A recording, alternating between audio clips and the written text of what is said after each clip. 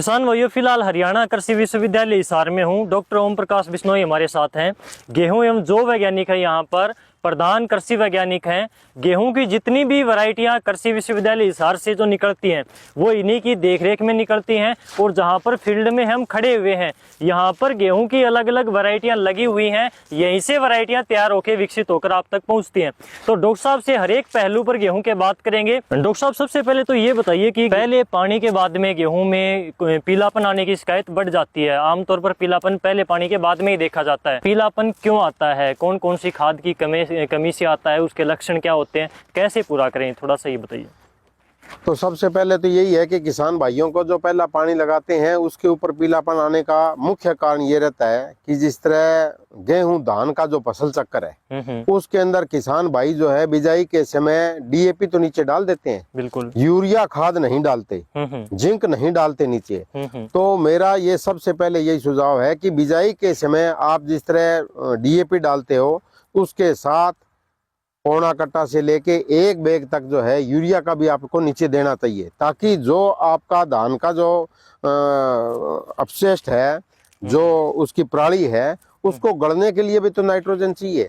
अगर आपने उसके अंदर यूरिया नहीं डाली है तो वो जमीन के अंदर जो भी नाइट्रोजन है वो गलने के लिए ले लेगा और पौधे के लिए कृत्रिम रूप से इसकी जो है नाइट्रोजन तत्व की कमी महसूस होगी और पत्ते पीले आपको दिखाई देने लग जाएंगे। तो इसलिए मेरा किसान भाइयों से यही अनुरोध है कि बिजाई के समय डीएपी के साथ साथ आप यूरिया खाद भी बेसल डोज में नीचे डालें और जिंक सल्फेट भी 10 किलोग्राम प्रति एकड़ के हिसाब से आपको डालना चाहिए, ताकि आपको पहले पानी के आसपास पीलापन दिखाई ना दे।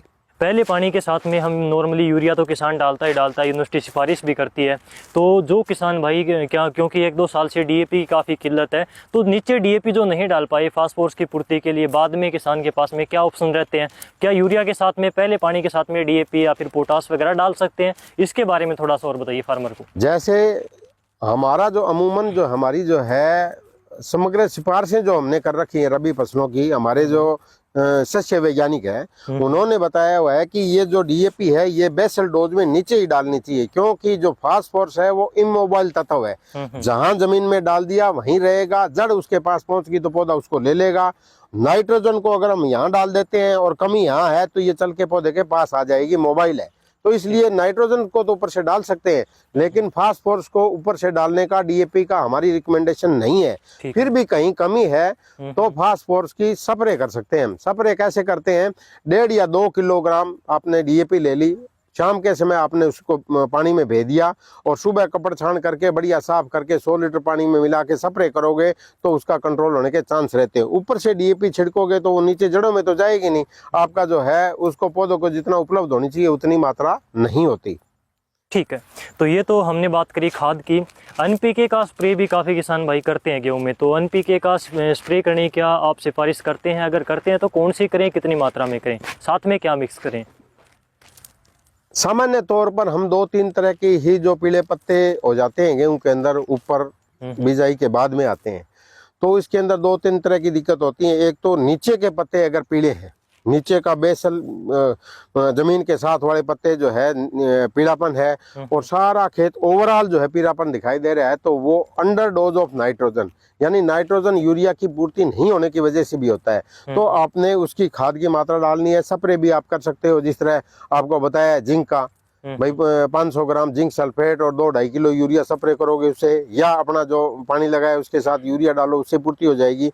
दूसरा जिंक का है, वो तीसरी पत्ती जब निकलती है तो उसके अंदर पीलापन आता है और ये नोच में बीच में से आपको पीलापन नजर आएगा पत्ते के, तो वो जिंक की कमी होती है। जिंक की अगर बेसल डोज आपने नहीं डाली है तो उसकी वजह से भी पीलापन आता है। तो उसके लिए आपको जिंक यूरिया की स्प्रे बता दी, तो उसमें जिंक और सल्फर दोनों की पूर्ति हो जाती है। तीसरा, भूरे रंग का पीलापन भी आता है, ललाई पे आके पत्तों का आ जाता है, तो पोटास की कमी भी आती है। कई किसान भाई जो है धान की फसल के अंदर पोटास नहीं डाली है तो अगली फसल में आपको पोटास की कमी दिखाई देने लग जाती है। अभी जिस तरह ये एरिया है रतिया का, फतियाबाद साइड में, टोहाना, बुन्ना, इस एरिया के अंदर जो है धान का जो एरिया है रिप्लेसमेंट में अभी हमारे पास फोन आ रहे हैं कि हमारी जो पत्तियां पीली हो रखी है, हमने डीएपी डाल दी, हमने जिंक भी डाल रखी है, हमने यूरिया भी डाल रखी है, फिर भी पीलापन है, तो वो पोटास की कमी के कारण है। तो पोटास की कमी जो है खड़ी फसल के अंदर हम भी अभी भी दूर कर सकते हैं। वो कैसे कर सकते हैं कि म्यूरेट ऑफ पोटास जो पोटास खाद हम डालते हैं खेत के अंदर नीचे, वो म्यूरेट ऑफ पोटास जो है वो 1 किलो लेनी है। 100 लीटर पानी में मिला के आप स्प्रे करोगे तो खड़ी फसल के अंदर भी इसकी पूर्ति की जा सकती है। ठीक है, तो इस प्रकार से डॉक्टर साहब ने गेहूं में पीलापन क्यों आता है, कौन सी खाद की कमी के क्या लक्षण होते हैं, कैसे पूरा करें, ये भी आपने बताया। डॉक्टर साहब गेहूं में पीलापन की हम बात कर रहे थे, तो कई बार गेहूं की पत्तियों की जो ऊपरी नोक होती है बिल्कुल वो पीली हो जाती है, तो उसका क्या कारण होता है, ये और बताइए। गेहूं के अंदर ज्यादातर जो है ऊपर की पत्तियां पीले होने के कारण होते हैं। एक तो जिस तरह आपका अब जिस तरह धुंध का समय आ गया, धुंध का समय आने से और लो टेम्परेचर होने से पौधा जो है नीचे से तत्वों को उठा नहीं पाता जमीन से, तो उसके अंदर भी आपको डेफिशिएंसी दिखाई देने लगती है। इसमें ज्यादातर जो है आपका लो तत्व आयरन की कमी दिखाई देती है, जिसके अंदर ऊपर की जो टिप है वो सफेद दिखाई देगी। दूसरा, बीच में कई बार धारियां बन जाती है और उसमें मैंगनीज की कमी भी दिखाई देती है। कई बार जिंक का टेक भी कम होता है तो वो भी कमी दिखाई देने लग जाती है। तो ये जो है टेम्परेचर डिपेंड है कि लो टेम्परेचर की वजह से ये चीज आपके अंदर कमियां आने लग जाती है। दूसरा, कई बार जो है पत्ती ऊपर से किनारों से जलनी स्टार्ट हो जाती है और ऊपर से भी ब्राउनिश यानी भूरे हिसाब से जो है पत्तियां जलनी स्टार्ट हो जाती है। वो आपका या तो ट्यूबवेल का पानी खराब है, नमकीन पानी है उसकी वजह से दिक्कत है, या जमीन के अंदर आपके नमक ज्यादा है उसकी वजह से टिप की बर्निंग है जो ऊपर से स्टार्ट होती है वो रहती है।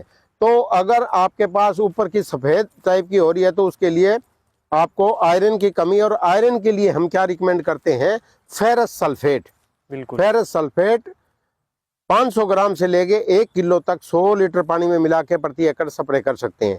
और फेरस सल्फेट आपका जो है पंसारी के दुकान के ऊपर हरा कशिश के नाम से भी मिलता है, 15-20 रुपए किलो का आता है। आपने लिया, वो बड़ा जो है इसके पत्थर के रूप में मिलेगा, आपने अच्छा कूट के और घोल के आपने स्प्रे कर दी, 20-30 रुपए में ही आपका इलाज हो गया। दूसरा जो है, कई बार फोटो भेज सकते हो हमारे ई मौसम के ऊपर, अगर आपके मैंगनीज की कमी है तो मैंगनीज की कमी में के अंदर पीलापन तो आएगा लेकिन पत्ते के अंदर चमक रहेगी बड़ी जबरदस्त। पत्ता चमकीला है लेकिन हरियापन जो है वो कम है। बिल्कुल। और जब ये बालियां निकालता है उस टाइम मैंगनीज की कमी अगर एक्यूट है, ज्यादा है, तो वो जो ऊपर वाला झंडा पत्ता है वो झंडा पत्ता उसको बाली को निकलने नहीं देगा, पकड़ के बैठ जाएगा और बिल्कुल गहरे रंग का होके और बिल्कुल रोल होके सुई जैसी तिखी हो जाएगी ऊपर वाली पत्ती। तो उस टाइम आप जो है मैंगनीज सल्फेट 500 ग्राम मैंगनीज सल्फेट 100 लीटर पानी में मिला के प्रति एकड़ स्प्रे कर देना, बालियां आराम से निकलेगी। फिर भी दिक्कत रहती है तो 1 हफ्ता के बाद में एक स्प्रे और कर सकते हो आप।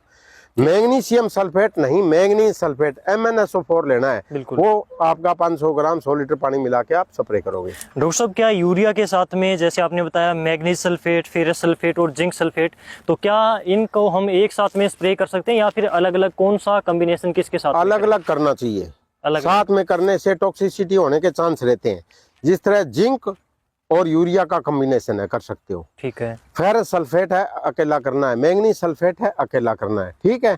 NPK का जिस तरह आता है बना हुआ है रेडीमेड, उसको आप स्प्रे कर सकते हो, वो तो कट्ठा रेडीमेड चीज आई हुई है, उसको कर सकते हो। दूसरा, किसान भाई जो खाद है वो बेसल डोज में दे दी, पहले पानी में दे दी, दूसरे पानी में दे दी, ठीक है। यहाँ तक तो बालियां निकालने लग रही है, उसके बाद भी आप खाद डालने लग रहे हो।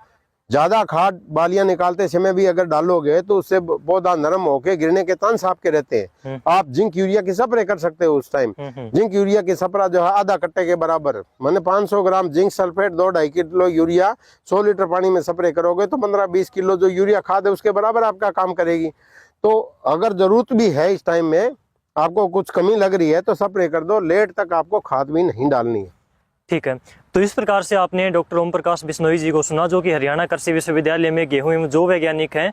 तो आपने ये वीडियो, अगर आपको जानकारी अच्छी लगी हो तो दूसरे किसानों तक भी शेयर करें ताकि उनको भी ये जानकारी टाइम पर मिल सके।